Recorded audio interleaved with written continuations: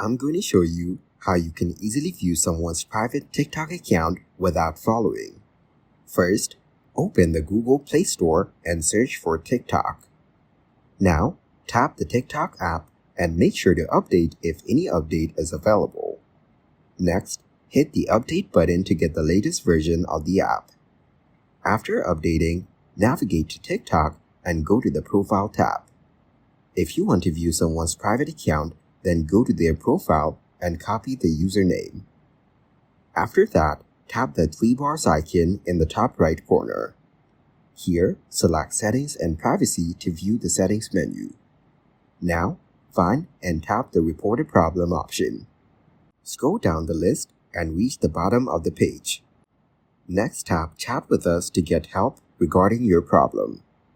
In the Send Message field, type that you want to view the profile of your friend who set privacy on their account and add the username. After sending this message, the team will respond to you and try to fix your problem.